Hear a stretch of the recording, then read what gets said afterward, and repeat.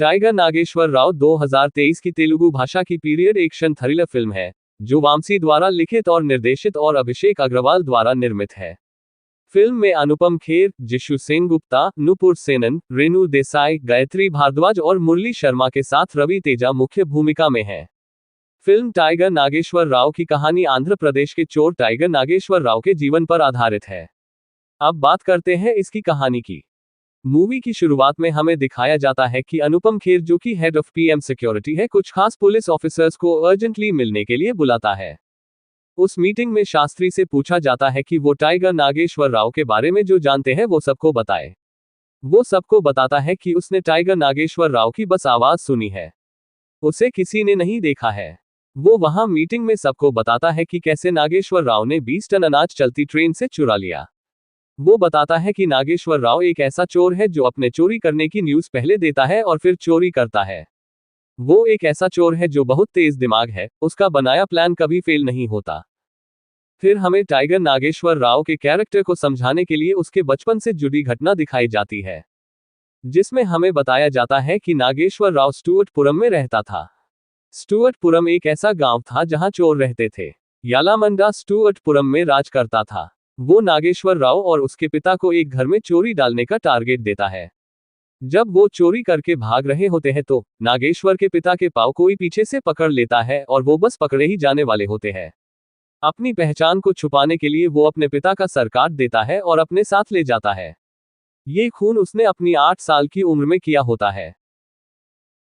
स्टुअर्टपुरम में बिजली प्रसाद नाम का आदमी लड़कों को ट्रेन करता था चोरी करने के लिए। यालामंडा अब एमएलए बन चुका था। उसके अंडर गैर कानूनी काम 3 लोग करते थे, जिनके नाम थे पवन सूरी, डोगा राज और जॉर्ज बाबू। तभी जब वहां एरिया बांटे जा रहे होते हैं, नागेश्वर राव वहां आ जाता है। उसके बाद वहां आता है अंगी सेठ, जो सोने की स्मगलिंग करता है।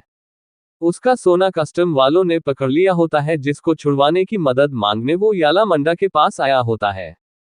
यालामंडा का भाई, जो उसका राइट हैंड है, वो मना कर देता है मदद करने से। उसी वक्त नागेश्वर राव 50% सोने देने पर उसका सोना वापस लाने का वादा करता है।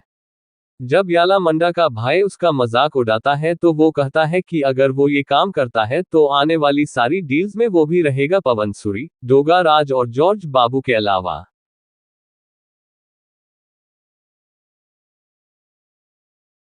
अगले दिन नागेश्वर सोना ले आता है कस्टम से और शर्त के मुताबिक उसे 50% सोना और कुर्सी दी जाती है। एक दिन वो अपने साथी के साथ पुलिस स्टेशन जाता है। वहां उसे एक वेश्या पसंद आती है। जब वो उसके साथ जाने के लिए मना करती है तो वो उसे लात मारता है, जिससे वो घायल हो जाती है। उसकी इस हरकत पर एक इंस्पेक्टर नागेश्वर के साथ लड़ाई करता है, लेकिन आखिर में नागेश्वर उसे हरा देता है और उसकी एक आंख फोड़ देता है। अगले सीन में नागेश्वर को उसका साथी मद्रास पोर्ट के बारे में बताता है कि कैसे वहां 300 किलोग्राम सोने की स्मगलिंग होती है। वहां चोरी करने से पहले वो बंदूक खरीदता है और उसकी डील चलती ट्रेन में करता है। ट्रेन में उसे एक लड़की पसंद आ जाती है, जिसको वो प्यार करने लगता है। वो उसकी शादी भी तुड़वा देता है। एक दिन यालामंडा का भाई लड़की के घर उसके बाप से पैसे वसूल करने आता है। जब वो पैसे नहीं दे पाता तो वो उसकी बेटी यानी कि मूवी की हीरोइन को अपने साथ लेके जाने लगता है। तभी वहां नागेश्वर आ जाता है और उन सबको भगाकर लड़की को बचा लेता है। उसके बाद लड़की को भी नागेश्वर से प्यार हो जाता है। अब नागेश्वर मद्रास पोर्ट पर चोरी करने का प्लान बनाता है और मद्रास पोर्ट के एक खास आदमी को अगवा कर लेता है। मद्रास पोर्ट की चोरी से पहले नागेश्वर को पता चलता है कि जिस लड़की से वो प्यार करता है, उसके माता पिता उसकी शादी कहीं और करना चाहते हैं।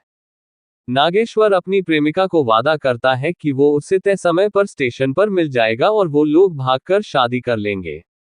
उसके बाद वो मद्रास पोर्ट की अपनी चोरी को अंजाम देता है, लेकिन इस दौरान उसके साथी मद्रास पोर्ट के तस्करों के हाथ आ जाते हैं और नागेश्वर उन्हें छुड़ाने पहुंच जाता है। वहां से सोना चोरी करने के बाद जब वो निकलते हैं तो रास्ते में उन्हें पुलिस की चेकिंग मिलती है। नागेश्वर वहां से भाग जाता है और स्टेशन जाता है, जहां उसकी प्रेमिका उसका वेट कर रही होती है। लेकिन वहां यालामंडा का भाई मद्रास पुलिस को लेके आ जाता है और नागेश्वर पकड़ा जाता है। ये सब देख नागेश्वर की प्रेमिका ट्रेन के सामने कूदकर सुसाइड कर लेती है। अगले सीन में हमें मद्रास सेंट्रल जेल दिखाई जाती है, जहां जेल नागेश्वर को चैलेंज देता है कि उसमें दम हो तो जेल से भागकर दिखाए। और अगली सुबह जेलर को खबर मिलती है कि नागेश्वर जेल से भाग गया है।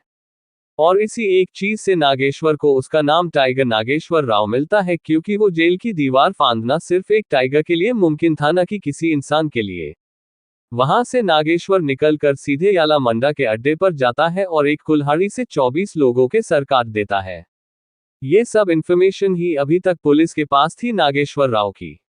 अनुपम खेर वहां सभी को बताते हैं कि नागेश्वर राव ने चिट्ठी भेजी है कि वो पीएम के घर में घुसकर चोरी करेगा। अब सब पुलिस वाले पीएम के घर पर नागेश्वर का इंतजार करने लगते हैं। लेकिन रात से सुबह हो जाती है पर कोई हरकत नहीं होती पीएम के घर में। अब अनुपम खेर को कुछ शक होता है और वो पीएम की पोजीशन को कंफर्म करता है। और फिर उन लोगों को पता चलता है कि जिसको वो पुलिस वाला समझ रहे थे वो असल में नागेश्वर था। पीएम अब एक मीटिंग रखती है और बोलती है कि नागेश्वर कोई मैसेज देना चाहता था, क्योंकि वो पीएम हाउस में आके चला भी गया लेकिन उसने कुछ किया नहीं। पीएम पूरे मामले को इन्वेस्टिगेट करने को कहती है। इसके बाद अनुपम खेर स्टुअर्टपुरम पहुंचता है भेस बदलकर, ताकि नागेश्वर के बारे में पता कर सके। अब अनुपम खेर को पता चलता है कि नागेश्वर एक अच्छा इंसान है। उसे पता चलता है कि कैसे नागेश्वर ने पुलिस वालों को मार के भगाया जब वो स्टुअर्टपुरम से छोटे बच्चों को झूठे गवाह बना कर ले जाते थे। कैसे उसने स्टुअर्टपुरम के बच्चों को स्कूल भेजना चालू किया। अनुपम खेर को पता चलता है कि नागेश्वर ने ट्रेन इसलिए लूटी ताकि स्टुअर्टपुरम में लोगों को खाना मिल सके, क्योंकि अगर वो ऐसा न करता तो सारा अनाज हाई पोजीशन के लोग आपस में बांटकर बेच खाते। एक दिन नागेश्वर को पता चलता है कि स्टुअर्टपुरम के कुछ लड़के अभी भी चोरी करते हैं। वो उन लड़कों को हॉस्टल में आके खूब मारता है और वहां उसे पता चलता है कि लड़के इसलिए चोरी कर रहे थे कि स्टुअर्टपुरम के नाम से कोई उन्हें नौकरी नहीं दे रहा था। इस बात को समझते हुए नागेश्वर इस प्रॉब्लम का सल्यूशन मांगता है, जिसके बाद उसे एक लड़का फैक्ट्री डालने का आइडिया देता है। हमें पता चलता है कि नागेश्वर ने उस दिन मद्रास पोर्ट पर जो चोरी करी वो भी उस फैक्ट्री को बनवाने के लिए पैसों के बंदोबस्त करने के लिए की थी। फिर नागेश्वर को उसका एक साथी जेल मिलने आता है, जहां वो नागेश्वर को बताता है कैसे यालामंडा के भाई ने उन स्टूडेंट्स को मार डाला जो फैक्ट्री बनाने में नागेश्वर के साथ थे। जो आखिरी लड़का बचा था उसे नशे की दवा देके सोने का पता कर लेते हैं और फिर उसे भी मार देते हैं। उसके बाद नागेश्वर जेल से फरार होकर यालामंडा के अड्डे पर आ जाता है और 24 लोगों के सर काट देता है। वो यालामंडा को जिंदा छोड़ देता है लेकिन उसके भाई को मार डालता है। उसके बाद वो स्टुअर्टपुरम से निकलकर छुपने के लिए अपने पिता के दोस्त के घर चला जाता है।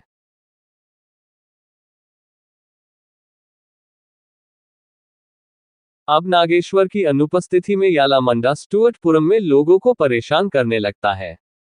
इसका पता चलते ही नागेश्वर वहां पहुंचता है।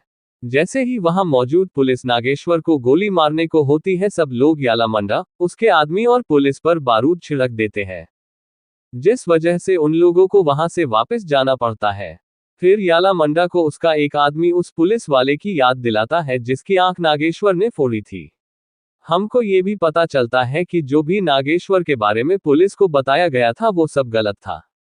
दूसरी तरफ नागेश्वर के पिता के दोस्त की बेटी नागेश्वर से प्यार करती थी और वो नागेश्वर को शादी के लिए भी मना लेती है।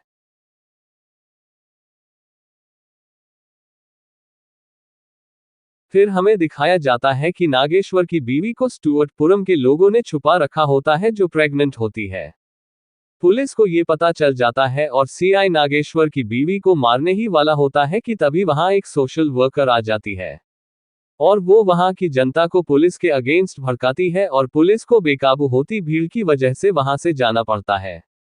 अगले दिन वो नागेश्वर से मिलती है और नागेश्वर से वादा लेती है कि अगर वो फैक्ट्री बनवा दे तो नागेश्वर सरेंडर कर देगा। उसके बाद वो फैक्ट्री के लिए सरकारी ऑफिस में अर्जी भी देती है। स्टुअर्टपुरम में विकास होना चालू हो गया होता है। वहीं नागेश्वर को मारने के लिए सीआई एक टीम बनाता है। ये टीम अब नागेश्वर के खास आदमियों को ढूंढ ढूंढ कर मारना चालू कर देती है। वहीं दूसरी तरफ नागेश्वर की पत्नी को जुड़वां बच्चे पैदा होते हैं। अनुपम खेर को जब सारी सच्चाई पता चलती है तो वो वापस पीएम को रिपोर्ट करने निकल जाता है। वहीं नागेश्वर की बीवी पुलिस को नागेश्वर का प्लान बता देती है, इस वादे से कि वो लोग नागेश्वर को मारेंगे नहीं। सीआई अपने टीम के साथ नागेश्वर को मारने को निकल जाता है। वहीं दूसरी तरफ अनुपम खेर पीएम को सारी सच्चाई बता देते हैं।